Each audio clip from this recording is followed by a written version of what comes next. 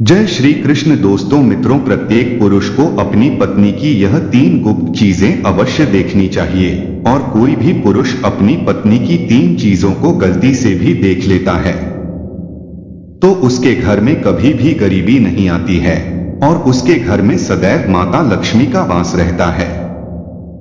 मित्रों, आज के कलयुग के समय में पति पत्नी के बीच आपस में बहुत ज्यादा लड़ाई होती रहती है। तो मित्रों, अगर आप सभी अपनी अपनी पत्नियों की यह 3 गुप्त चीज देख लेते हैं तो आपके पूरे जीवन में दोनों लोगों के बीच कभी भी लड़ाई नहीं होगी और मित्रों, आप दोनों का जीवन अत्यंत सुखमय हो जाएगा। मित्रों, अगर आप अपनी पत्नी की यह 3 गुप्त चीजें देखते हैं और एक चीज उसकी ले लेते हैं तो आप कभी भी जीवन में गरीब नहीं रहेंगे और आपके सारे काम सदैव समय से होंगे और आपके घर में माता लक्ष्मी का सदैव वास होगा और माता लक्ष्मी की कृपा दृष्टि उसके ऊपर सदैव बनी रहेगी। उसका घर सदैव खुशियों से भरा रहेगा। तो मित्रों, क्या आपको पता है कि पत्नी की वह कौन सी चीज है जो हर पुरुष को अवश्य देखनी चाहिए? अगर आपको पता जाए तो कमेंट बॉक्स में जय मां लक्ष्मी जरूर कमेंट करें। तो चलिए मित्रों, हम आप सभी को वह कौन सी 3 चीजें हैं हम आपको एक कथा के माध्यम से बताएंगे। तो मित्रों, आप सभी से निवेदन है कि आप लोग इस कथा को शुरू से लेकर अंत तक अवश्य सुने ताकि आपको पूरा ज्ञान मिल सके, क्योंकि आधा अधूरा ज्ञान विश्व के समान होता है। आधे अधूरे ज्ञान से कभी भी सफलता नहीं मिलती है। और मित्रों, मेरी आप सभी से आग्रह है कि आप सभी लोग हमारे YouTube चैनल को सब्सक्राइब करके बेल आइकन को ऑल पर सेलेक्ट करें और कमेंट बॉक्स में अपना अपना नाम जरूर कमेंट करें। तो चलिए मित्रों, आपका ज्यादा समय नष्ट न करते हुए कथा को सुनाना प्रारंभ करते हैं। मित्रों, एक बार भगवान शिवजी और माता पार्वती जी कैलाश पर्वत पर विराजमान थे। तभी अचानक से उनके पास अंतरिक्ष मार्ग से होते हुए देवर्षि नारद जी पधारते हैं और भगवान शिवजी और माता लक्ष्मी जी को प्रणाम करते हैं। और तब भगवान शिव जी उन्हें देखते हैं तो देवर्षि नारद अपने मन में कुछ सोच रहे थे। भगवान शिव जी देवर्षि नारद जी को यूं चिंतित देखकर भगवान शिव जी देवर्षि नारद से कहते हैं, देवर्षि नारद, लगता है कि आप आज किसी प्रश्न को लेकर चिंतित लग रहे हैं। आपके इस बात को लेकर इतना चिंतित है, आप निश्चिंत होकर मुझसे कही है। हम आपको आपके सभी प्रश्नों के उत्तर अवश्य देंगे। भगवान शिव जी की बात सुनकर देवर्षि नारद उनसे कहते हैं कि हे प्रभु, आज मेरे मन में एक विचित्र प्रश्न उठ रहा है और मेरा वह प्रश्न यह है कि स्त्री की वह कौन सी 3 चीजें हैं जिन्हें प्रत्येक पुरुषों को अपनी पत्नी की अवश्य देखना चाहिए और जिसे देखने वाला व्यक्ति कभी भी गरीब नहीं रहता है। तब भगवान शिव जी देवर्षि नारद जी से कहते हैं, हे नारद, आपका यह प्रश्न सच में अत्यंत विचित्र है, किंतु समस्त मनुष्यों के लिए उपयोगी भी है। और आज आपने इस प्रश्न को पूछकर पूरी मानव जाति का उद्धार कर दिया है। लेकिन मैं आपको आपके इस प्रश्न का उत्तर देने से पहले आपको मैं एक अत्यंत महत्वपूर्ण कथा सुनाना चाहता हूं, जिसको आपको शुरू से लेकर अंत तक पूरा अवश्य सुना होगा, क्योंकि आधा अधूरा ज्ञान प्रत्येक मनुष्य के लिए बहुत ही हानिकारक होता है। फिर देवर्षि नारद भगवान शिव जी से कहते हैं, हे प्रभु, मैं आपको विश्वास दिलाता हूं कि मैं इस कथा को शुरू से लेकर अंत तक पूरा अवश्य सुनूंगा और इस कथा को पूरे ब्रह्मांड में भी विख्यात करूंगा। तो मित्रों, आप भी जानना चाहते हैं कि वह कौन से 3 चीज है जिन्हें हर पुरुष को देखनी चाहिए। तो मित्रों, आप सभी वीडियो को अंत तक जरूर देखें। तो मित्रों, आप भगवान शिव जी देवर्षि नारद जी से कहते हैं कि देवर्षि नारद किसी नगर में एक पंडित रहता था। वह बहुत ही गरीब था। उसके घर में खाने पीने का कोई सामान तक नहीं था, यहां तक कि उसे पहनने के लिए कोई वस्त्र भी नहीं थे। वह एक वस्त्र पहनता था। उसकी पत्नी बहुत ही सुंदर थी और वह अपनी पत्नी से बहुत प्रेम करता था, किंतु उसकी पत्नी को अपनी सुंदरता पर बहुत अहंकार था। अपने इसी अहंकार के कारण वह घर में अपनी ही मनमानी किया करती थी।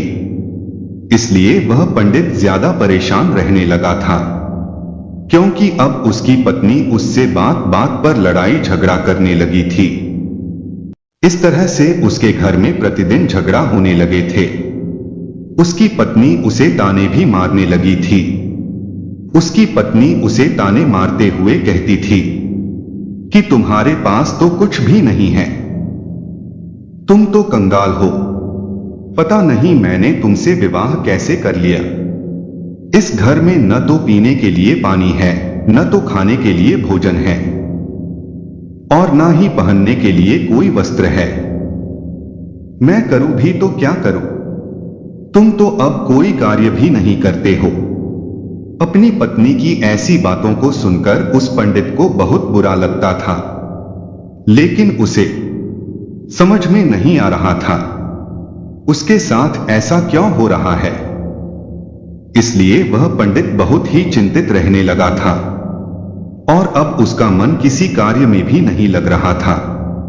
फिर धीरे धीरे वह पहले से भी ज्यादा करीब हो गया, इसलिए उसे अपनी जमीन को भी बेचना पड़ गया। लेकिन अभी भी उसकी गरीबी में कोई सुधार नहीं आ रहा था, जिसके कारण से वह बहुत ही परेशान रहने लगा था। एक दिन की बात है, वह पंडित अपने किसी कार्य से कहीं जा रहे थे। तभी अचानक से उसने देखा कि एक संत महात्मा जी अपनी कुटिया के समीप ध्यान साधना में लीन हैं। तब वह पंडित अपने मन में कुछ सोचने लगता है कि यह महात्मा जी मुझे कोई दिव्य पुरुष प्रतीत होते हैं, क्यों ना मैं इनके पास चलकर देखो, शायद यह महात्मा जी मुझे मेरी समस्याओं से छुटकारा दिला दें। इतना सोचकर वह पंडित उस संत महात्मा जी के पास पहुंच जाता है और अपने दोनों हाथों को जोड़कर बहुत जोर जोर से विलाप करने लगता है। तब कुछ देर बाद वे महात्मा जी अपनी आंखें खोलते हैं और वे देखते हैं कि उनके सामने एक युवक बैठा हुआ है जो बहुत जोर जोर से विलाप कर रहा है और विलाप करते ही जा रहा है। फिर वे महात्मा जी उस पंडित से कहते हैं कि हे पुत्र, तुम कौन हो और तुम विलाप क्यों कर रहे हो? तब वह पंडित महात्मा जी की बात को सुनकर वह पंडित उनसे कहता है कि है विप्र, मैं इस नगर का एक गरीब पंडित हूं और मैं इस वजह से विलाप कर रहा हूं क्योंकि मेरी पत्नी मुझसे लड़ाई झगड़ा करती है और मुझे ताने मारती रहती है कि तुम्हारे पास क्या है, तुम तो कंगाल हो। इस घर में खाने के लिए कपड़े और पीने के लिए पानी और पहनने के लिए कपड़े कुछ भी नहीं है। पता नहीं मैंने किसके साथ विवाह कर लिया है। इसी तरह के ताने मेरी पत्नी प्रतिदिन मारती रहती है, लेकिन मैं बहुत मेहनत करता हूं, फिर भी थोड़ा सा ही धन कमा पाता हूं, जिससे मैं अपने परिवार का पालन पोषण करता हूं। वह पंडित आगे कहता है, विप्र, आप मुझे वह उपाय बताएं जिसको करने के बाद मेरी पत्नी मुझसे झगड़ा न करे और मैं बहुत जल्द धनवान बन जाऊं। उस पंडित की बातों को सुनकर वे महात्मा जी उससे कहते हैं, पुत्र, तुम पहले विलाप करना बंद करो। मैं तुमको 3 ऐसी चीजें बताने वाला हूं जिसे प्रत्येक पुरुष को अपनी अपनी पत्नियों की अवश्य देखना चाहिए। और अगर कोई भी पुरुष अपनी पत्नी की इन तीनों चीजों को देख लेता है तो उस व्यक्ति को धनवान बनने से विधाता भी नहीं रोक सकता है। उन संत महात्मा जी की बात सुनकर वह पंडित उनसे कहता है कि हे मुनिवर, आप देर ना करते हुए उन तीनों चीजों को बता दीजिए जिन्हें प्रत्येक पुरुषों को अपनी अपनी पत्नियों की देखनी चाहिए। मैं उन तीनों चीजों के बारे में जानने के लिए बहुत उत्सुक हो रहा हूं। तब वे संत महात्मा जी उस पंडित से कहते हैं, हे पुत्र, इतनी उत्सुकता ठीक नहीं है। मनुष्य को हमेशा धैर्यवान होना चाहिए। तो चलो मैं तुमको वे तीनों चीजें बता देता हूं जिन्हें प्रत्येक पुरुषों को अपनी पत्नी की उन तीनों चीजों को अवश्य देखना चाहिए। लेकिन मैं तुमको उन तीनों चीजों के बारे में एक महत्वपूर्ण कथा के द्वारा बताने वाला हूं।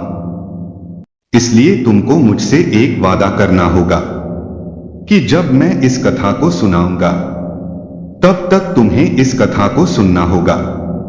उन महात्मा जी की बात सुनकर वह पंडित उनसे कहता है, हे विप्र, मैं आपको विश्वास दिलाता हूं, मैं इस कथा को शुरू से लेकर अंत तक पूरा अवश्य सुनूंगा।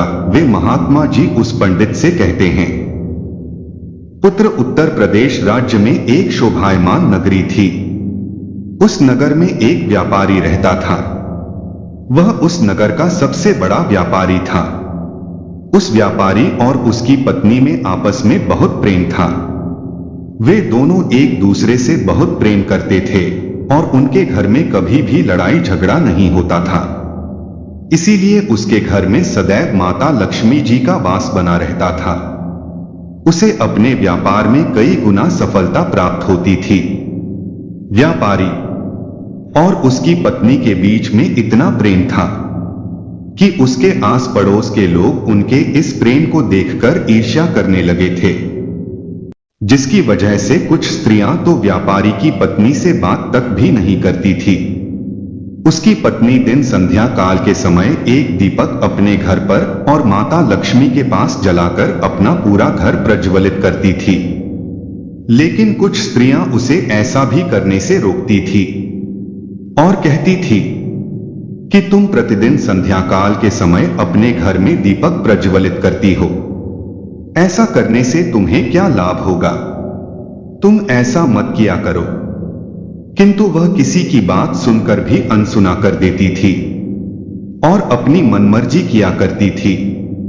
यहां तक वह अपने पति की भी कोई भी बात नहीं मानती थी, अपने अनुसार घर को चलाती थी और वह व्यापारी भी अपनी पत्नी को किसी भी कार्य को करने से मना नहीं करता था, क्योंकि वह व्यापारी बहुत बुद्धिमान था।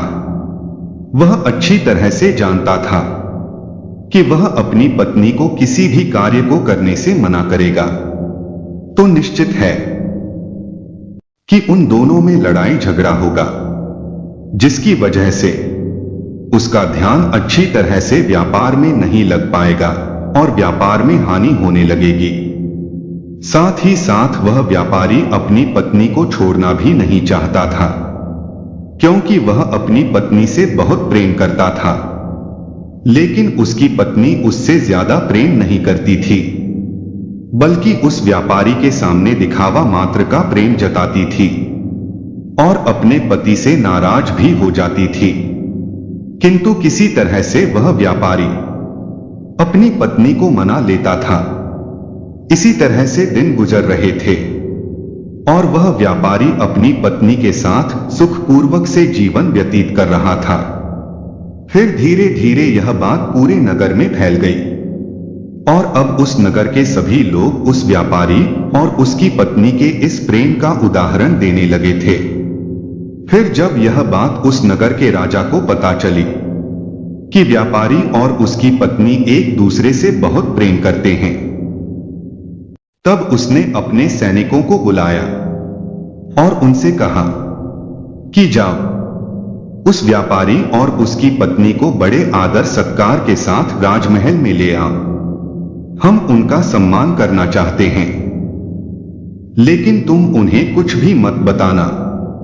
राजा की आज्ञा पाकर वे सैनिक उस व्यापारी के घर जाते हैं और उसके घर का दरवाजा खटखटाने लगते हैं। फिर कुछ देर बाद वह व्यापारी अपने घर का दरवाजा खोलता है तो वह देखता है कि उसके सामने राजा के सैनिक खड़े हुए हैं। तब वह व्यापारी उन सैनिकों से कहता है कि आप लोग आज मेरे घर क्यों आए हैं? फिर वे सैनिक कहते हैं कि चलिए आपको राजा साहब ने अपने राजमहल में बुलाया है। फिर राजा के वे सैनिक उन दोनों को अपने साथ राजमहल ले आते हैं। राजमहल में राजा उस व्यापारी और उसकी पत्नी का अच्छी तरह से अतिथि सत्कार करते हैं। उसके बाद उन्हें थोड़ा सा धन दे देते हैं, जिसको पाकर वह व्यापारी और उसकी पत्नी बहुत प्रसन्न हो जाते हैं और प्रसन्नतापूर्वक अपने घर चले जाते हैं। उसके बाद उस नगर का राजा पूरे नगर में यह ऐलान कर देता है कि आज रात को पूरे नगर में सभी लोगों के घरों में व्यापारी और उसकी पत्नी के बीच इतना प्रेम होने के कारण दीप प्रज्वलित किए जाएं, जिससे उस व्यापारी और उसकी पत्नी के बीच के प्रेम की सराहना हो। राजा की आज्ञा सुनकर उस नगर के सभी लोगों के घरों में दीपक प्रज्वलित किए जाते हैं, किंतु उस नगर के सभी घरों के दीपक थोड़ी ही देर बाद बुझ जाते हैं। लेकिन उस व्यापारी के घर का दीपक अभी भी चल रहा था और उसका प्रकाश बहुत दूर दूर फैल रहा था। फिर उस नगर के राजा ने अपने मन में सोचा कि क्यों ना अब मैं बाहर चल कर देखता हूं कि किस किस ने अपने घरों में दीपक प्रज्वलित करे हैं और किसका दीपक अभी भी प्रज्वलित हो रहा है।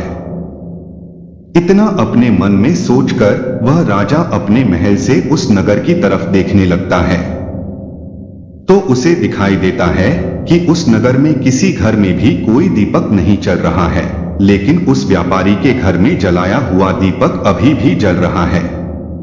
राजा उस नगर के तरफ देख ही रहा था कि इतने में वहां पर उनकी रानी आ जाती है।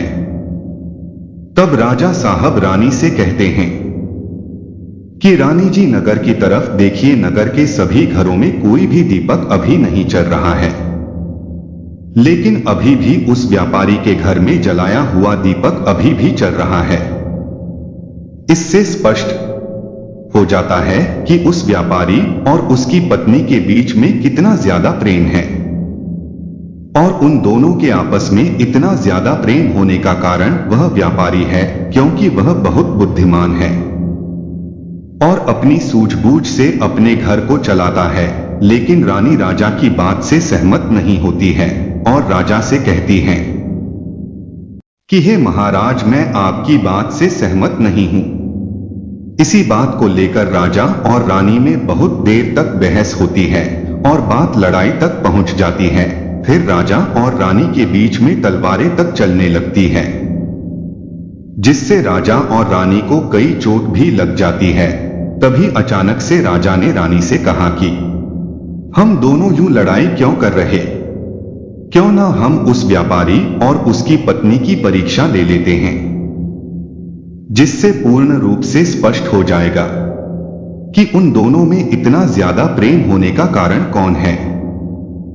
राजा की बात रानी भी स्वीकार कर लेती है और कहती हैं कि ठीक है, मैं पहले उस व्यापारी की पत्नी की परीक्षा लेना चाहती हूं।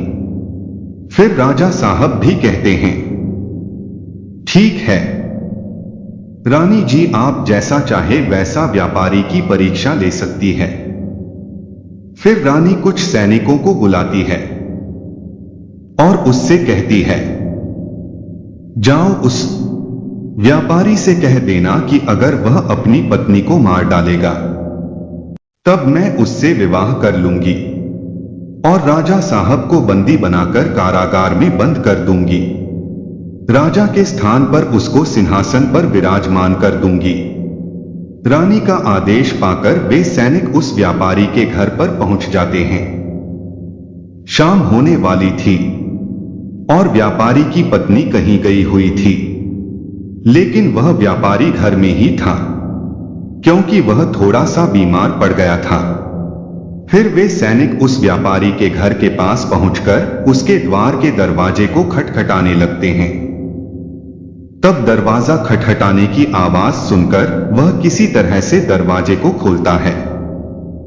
तो वे सैनिक उस व्यापारी से कहते हैं, सुनिए, रानी साहिबा का आदेश है कि अगर आप अपनी पत्नी को जान से मार डालेंगे तब रानी साहिबा आपसे विवाह कर लेंगी और राजा साहब को बंदी बनाकर कारागार में डाल देंगी। फिर आपको उनके स्थान पर सिंहासन पर विराजमान कर देंगे। इस नगर में आपका राज्य हो जाएगा। उन सैनिकों की बात सुनकर वह व्यापारी उन सैनिकों से स्पष्ट रूप से कहता है कि जाइए, रानी साहिबा से कह दीजिए कि मैं अपनी पत्नी को किसी भी हाल में खोना नहीं चाहता हूं, क्योंकि मैं अपनी पत्नी से बहुत प्रेम करता हूं और अगर किसी ने मेरी पत्नी को नुकसान पहुंचाने के बारे में सोचा भी तो मुझसे बुरा कोई नहीं होगा। और बात रही रानी साहिबा से विवाह करने की, तो आप रानी साहिबा से कह दीजिएगा कि मैं उनसे किसी भी हाल में विवाह करने के लिए तैयार नहीं, चाहे वे मुझे अपना सिंहासन ही क्यों ना दे दें। मैं अपनी पत्नी का स्थान किसी को भी नहीं देख सकता हूं। फिर उस व्यापारी की बातों को सुनकर वे सैनिक राजमहल पहुंच जाते हैं और रानी को उस व्यापारी द्वारा बताई गई बातों को बता देते हैं। उसके बाद राजा रानी से कहता है कि हे रानी साहिबा, आपने देखा ना कि वह व्यापारी कितना समझदार है, और इससे स्पष्ट हो जाता है कि व्यापारी और उसकी पत्नी के बीच में इतना ज्यादा प्रेम होने का कारण वह व्यापारी ही है, क्योंकि वह अपनी पत्नी से बहुत प्रेम करता है। राजा की बात सुनकर रानी राजा से कहती है, आप यह कैसे कह सकते हो? आपने अभी तक उस व्यापारी की पत्नी की परीक्षा तो ली ही नहीं है। फिर राजा कहता है कि ठीक है, मैं आपके मन को संतुष्ट करने के लिए उसकी पत्नी की परीक्षा ले लेता हूं। तब राजा भी कुछ सैनिकों को बुलाता है और उनसे कहता है, जाओ और इस नगर में रहने वाले उस धनवान व्यापारी की पत्नी से कहना कि अगर वह अपने पति को मौत के घाट उतार देगी तो मैं उसको अपनी रानी के रूप में स्वीकार कर लूंगा और उसे सदैव अपनी पटरानी बनाकर रखूंगा। अब वे महात्मा जी उस पंडित से कहते हैं कि पुत्र आज्ञा पाकर उसके सैनिक उस व्यापारी के घर की तरफ निकल जाते हैं। जब वे सैनिक उस व्यापारी के घर जा रहे थे तब वे देखते हैं कि उस व्यापारी की पत्नी पानी लेकर आ रही है, और जब उसकी पत्नी उन सैनिकों के पास पहुंच जाती है तब वे सैनिक उस व्यापारी की पत्नी से कहते हैं कि राजा साहब ने आदेश दिया है कि अगर आप अपने पति को मृत्यु के घाट उतार दोगी तब राजा साहब तुमसे विवाह कर लेंगे और तुम्हें पटरानी बनाकर रखेंगे। राजा के उन सैनिकों की बात सुनकर व्यापारी की पत्नी अपने मन में सोचने लगती है कि राजा साहब मुझसे विवाह करने के लिए तैयार है, तब तो बहुत अच्छा है, मैं अपने पति को मार ही डालती हूं। अपने मन में इतना सोचकर वह उन सैनिकों से कहती है, ठीक है, मैं अपने पति को मौत के घाट उतारने के लिए बिल्कुल तैयार हूं। तब वे सैनिक उसे कहते हैं कि लेकिन राजा साहब को पता कैसे चलेगा कि तुमने अपने पति को मौत के घाट उतार दिया है।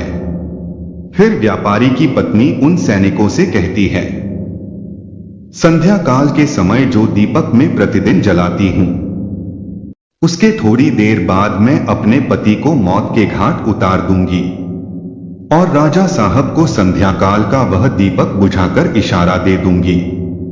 उस व्यापारी की पत्नी की बात सुनकर राजा के वे सैनिक राजमहल में पहुंच जाते हैं और राजमहल में पहुंचकर राजा से कहते हैं हे राजन, व्यापारी की पत्नी तो अपने पति को जान से मारने के लिए तैयार हो गई है।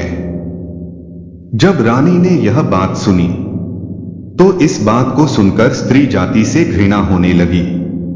फिर राजा ने रानी से कहा कि यह समय ज्यादा सोचने समझने का नहीं है।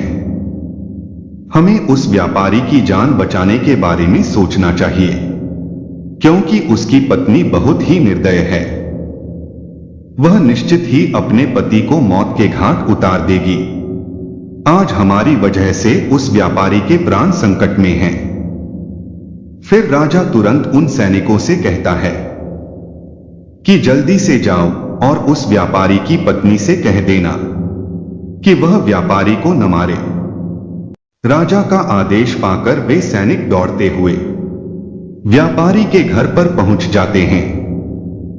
तो वे देखते हैं कि उस व्यापारी की पत्नी ने अपने पति को दिन में ही मौत के घाट उतार दिया है।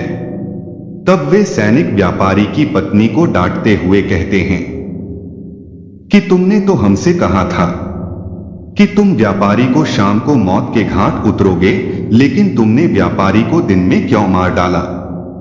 राजा के उन सैनिकों की बात सुनकर उस व्यापारी की पत्नी उससे कहती है, मुझे तो अपने पति को मारना ही था और मैं इसे बहुत पहले ही मारना चाहती थी, परंतु कोई सही मौका नहीं मिला, इसलिए मैं अपने पति को कभी मार ही नहीं पाई और मैंने सोचा कि दिन में पति को मौत के घाट उतार देती हूं।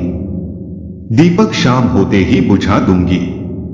व्यापारी की पत्नी आगे कहती है, तो सैनिकों, मैंने अपने पति को मौत के घाट उतार दिया है। क्या अब राजा साहब मुझे अपनी रानी बनाएंगे? तब उन सैनिकों ने कहा, यह तो आप चलकर राजा साहब से ही पूछ लीजिए। फिर व्यापारी की पत्नी और वे सैनिक राजमहल पहुंच जाते हैं और वे सैनिक राजा साहब को सारी बात बता देते हैं, जिसे सुनने के बाद राजा साहब बहुत क्रोधित हो जाते हैं और व्यापारी की पत्नी को बंदी बनाकर कारागार में डाल देते हैं। आगे वे महात्मा जी उस पंडित से कहते हैं, हे पुत्र, चलो अब मैं तुम्हें वे तीनों चीजों को बता देता हूं जिसे प्रत्येक पुरुष को अपनी पत्नी की अवश्य देखना चाहिए और जिसे देखने के बाद उसके घर में कभी भी क्लैश नहीं होता है। तो पहली चीज अपनी पत्नी में यह देखनी चाहिए कि पत्नी कहां से आ रही है, कहां जा रही है, किससे मिल रही है और किससे बात कर रही है।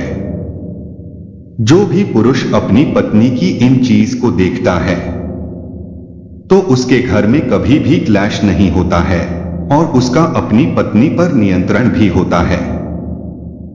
दूसरी चीज प्रत्येक पुरुष को अपनी पत्नी की अवश्य देखना चाहिए, वह है बोलचाल। प्रत्येक पुरुष को अपनी पत्नी की बोलचाल की भाषा देखना चाहिए कि उसकी बोलचाल की भाषा कैसी है और अपने पति की बात मानती है कि नहीं, उसकी इज्जत करती है कि नहीं। इस चीज को भी प्रत्येक पुरुषों को अपनी पत्नी की अवश्य देखना चाहिए। तीसरी चीज, प्रत्येक पुरुष को अपनी पत्नी के चाल चलन अवश्य देखना चाहिए। जो भी पुरुष अपनी पत्नी के चाल चलन देखता है और अपनी पत्नी को नियंत्रण में रखता है तो उस घर में कभी भी क्लेश नहीं होते हैं। लेकिन जो स्त्रियां घर को अपनी ही मनमानी पर चलाती है और पति की बातों को नहीं मानती है, तब उसका भी हाल उस व्यापारी की तरह ही हो जाता है। मित्रों, भगवान शिव जी देवर्षि नारद से कहते हैं, हे देवर्षि नारद, अब तो आपको आपके सभी प्रश्नों के उत्तर मिल ही गए होंगे। तब देवर्षि नारद भगवान शिव जी से कहते हैं, हे प्रभु, आज आपने मुझे बहुत ही महत्वपूर्ण ज्ञान दिया है। मैं आपको विश्वास दिलाता हूं कि मैं इस ज्ञान विस्तार समस्त ब्रह्मांड में अवश्य विख्यात करूंगा। मित्रों, अगर आपने इस वीडियो को यहां तक देखा है तो आप समझ गए होंगे कि पत्नी की वह कौन सी 3 चीज है जो हर पुरुष को अवश्य देखनी चाहिए। नमस्कार मित्रों, ये वीडियो आपको कैसी लगी कृपया कर कमेंट बॉक्स में हमें एक बार ज़रूर बताएं। मित्रों, अगर आपको वीडियो पसंद आई हो तो वीडियो को लाइक करें, चैनल को सब्सक्राइब करें और वीडियो को अपने मित्रों और रिश्तेदारों वीडियो को शेयर करें।